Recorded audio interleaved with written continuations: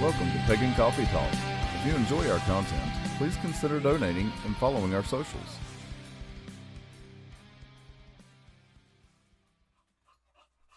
So, you've been delving into a topic here lately about crisis of faith. Yes, they do happen. They do happen, and they happen to everybody at some point. Yes.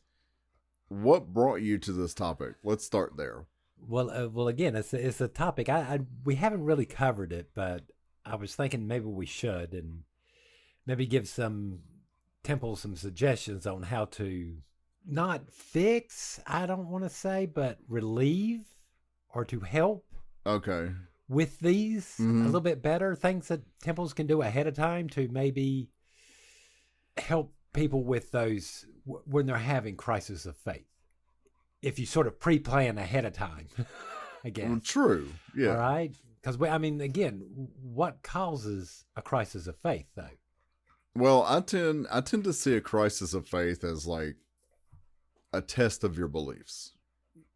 Understand. And I guess that kind of helps me get through when I have a crisis of faith, because then it allows me to, examine right my beliefs and where I think I stand on things, and right, and kind of go from there, and talk to people and kind of work it out. Well, don't get me wrong. I'm sure everybody sits there at some point and goes, are we sure we're doing this right? Are we sure we're not getting ourselves into more trouble than we're... Right. And again, all these thoughts come across people. Not to have doubts is a little weird, but... Well, I think it's human nature to have doubts. I think it is too. Even if you firmly believe X and X and X, whatever, at some point you're going to be like... Well, again, that person on the other side sometimes gives a good argument, make you sit there and go, well, right. All right. Now, maybe I need to rethink. Maybe I need to rethink. Those things happen. Again, they bring up questions. So that leads me to think, what can temples do to relieve or to help start to get rid of this? Gotcha. All right. Or to help people faster along this. It's sort of where in the world this was going. Mm-hmm. And what I basically found out is the more of the whys we put back there, the more it helps alleviate crisis of faith. It don't fix it. It doesn't stop them, but it makes it a little bit easier to get through. Okay, so what do you mean by the whys? Well, why are you casting circle? Why are you doing ritual? Doing the stuff that we do with no meaning behind it is empty and hollow. Okay, so purpose, function, all that right. Good stuff. There intended outcomes. Why? All right. Right now we're around Astara, right? Yes. Why celebrate Astara? What's the point? Are you with me? And again, I know a lot of people will sit there and go, well, duh, you're talking about, the harvest and this and the seasons. And yes, but again, I ask again, why do we celebrate? Why do we actually celebrate this? What are we hoping to get out of this? All right. Yes. What is it that we're going to get? What purpose does it serve? Now, the majority of times I want to sit here and say the purpose of ritual is to spend time walking among the gods. Right. All right. And that's the point of it. It is to be in that divine presence of these beings, especially at these times. We also believe that these also help us attune ourselves to the natural rhythms of nature. And I know a lot of people will probably sit back going, well, what do you mean? Well, I don't know about you, and I know it don't seem completely unhelpful, but yeah, you can sort of tell what sort of colors the leaves are going to turn before they do. Yeah. You can sort of see it in your mind before it actually happens. You sort of see the snow before it comes. Right. You can see the buds on the trees before they actually form. Right. To be really weird about it, and it's going to sound a little, it's sort of like a form of gaydar, but for nature. for nature guard. I mean, I don't. It makes you a little bit more aware of certain things going on. Okay. But yes, there is a purpose, and that purpose does help us continue to move forward and to learn, because again, we're more observant about nature after we've celebrated it. So right, it's pretty fresh in our mind. So we're sort of looking for those things. Okay. And without the why, everything becomes a little empty. Right. Like rituals don't mean anything. Yeah. Right? I mean, what's the point of full moon? Why should I do it? It's right. Doubt has nothing to anchor itself to. Right. Or that's not the right word. I mean, no, it's just it's just, again, you have no way to ground the doubt. Yes. Without the whys behind that. That's what I was looking for, yeah. All right. So again, even in our temple, all right, the mechanics and the way we cast circle, there is knowledge there that we do have a process. We have a theory in which I can sit here and go, here's our theory. This is how we think this works. Right. This is why we do this. This is why we do circle casting this way. Right. We can sit back. Here's our ethics. This is why we do our ethics this way. Mm-hmm. All right. We're sitting. This is what we're doing. And again, these things help. Well, they're the foundation. Right. And without the foundation, things just fall apart. Right. Again, without those touchstones, without somewhere to stand, crisis of faiths become a whole lot worse. Right. You know, and again, I'm not really knocking any temples or anything like that, but at the same time, I sort of am, because we do have temples out there. We do have covens. We do have teachings out there that are a little shallow. Okay, or a lot shallow. Well, and then you've got the groups that are, well, that's just how it's always been done. Yes. And not realizing the whys behind there. It's kind of like the story you like to tell about the roast, cutting the ends off of the roast. Oh, yeah. I don't know. Ask your mother. That's the way she's always done it. Yeah, little girl sitting there, and she thinks her mom makes the best roast. Right. So she goes up to her mom one day and goes, Mom, why does your roast taste so good? Because I cut the ends off. How does cutting off the ends of the roast make it taste good? I don't know. It's the way your grandma did it. When she gets here, you can ask her. Grandma shows up. Mm-hmm. Grandma, she calls up in grandma's lap. Why does cutting off the ends of the roast make it taste better? I don't know. That's what your nanny did. When she gets here, you can ask her. Great grandma shows up. Mm-hmm. Time to, Nanny, getting a little tired of this, but why does cutting off the ends of the roast make it taste better? She sat there, she thought about it. She's like, Lord child, I did that just to make it fit in the pan. Right. This is what we're talking about. Right. Without the whys, we start doing stuff and there's no real reason behind there. Right. You know, and I hate to be this way. People have a bad habit of not asking the whys. They just automatically assume. Right. They assume, or they just, well, this sounds like a good thing, so I'm just going to go with it. Right. I mean. And they don't delve deeper into it. Well, I mean, this might be some of people's problems with like meditation. They don't understand the why behind it. Could be. And because they don't understand the why directly, they're not willing to do it, or they have a harder problem doing it. Okay? Because again, when you're doing stuff like that, 9 times out of 10, you never notice what's going on. Right. You never notice yourself getting better. You never notice yourself handling. It's everybody else. That's everybody around you, yeah. All right. So not trying to get off the topic, doing meditation is kind of like working out. Everybody else will see the benefits before you do. Mm-hmm. All right. Are you with me? Mm-hmm. The why behind there needs to be taught. Okay. So how do we get to that point? How do we start incorporating the whys, the reasons, the purpose? How do we start incorporating that into our traditions? Well, what do we need to do? Let's use the example of circle casting, right? Depending on how you do it, whatever, all right? If, generally speaking, you do a scribe first. Mm-hmm. My question is, can you answer why you have to do that scribe first? Why we have to psychically draw Then you got to ask yourself the next thing. Then what normally is what's the elemental dance where we go around with the salt, water, and all that. Mm-hmm. You need to ask the question, why do you do that? What's the purpose behind it? Okay. Then you're going to have to ask yourself the next question. Okay, the next stage in that is calling the quarters. Why are you calling them? Are you calling them to protect you or to somehow protect them against you? Are you with me? These are the questions you need to ask and start to answer. Why are you doing this? Why are you calling the quarters? Okay. Am I making sense? So you have to sit there and think of everything you do.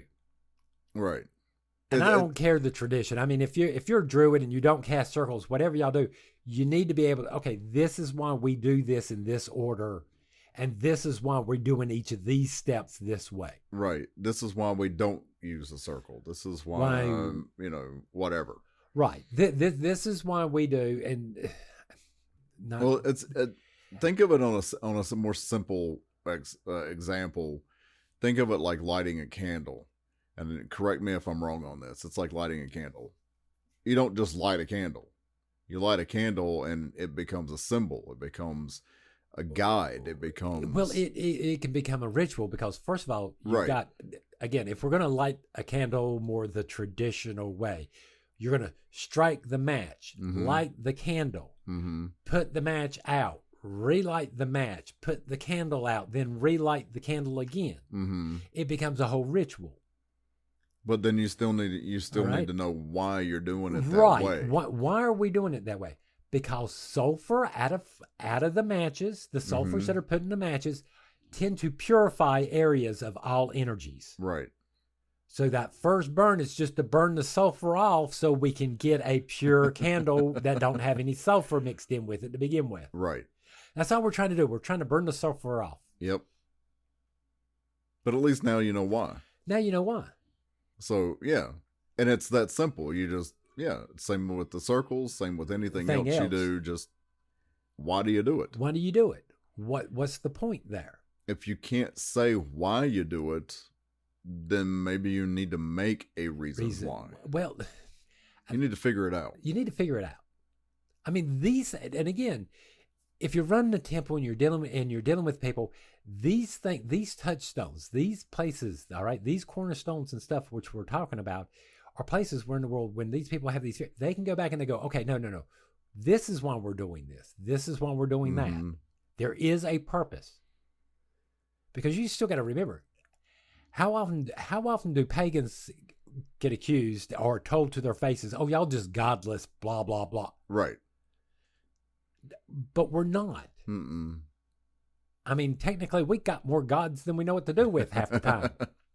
But are you with me? But I can see where people saying that will put doubts in people's minds, but they need to go, no.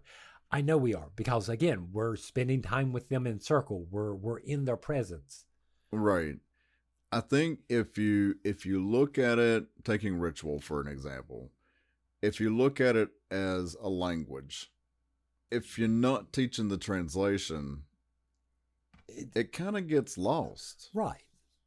And for somebody that's having a crisis of faith, that communication, that dialogue helps, is going to be the key factor in either helping them get through it or changing their mind that, okay, no, maybe this isn't for me. Well, why would anybody do anything if there's not something there?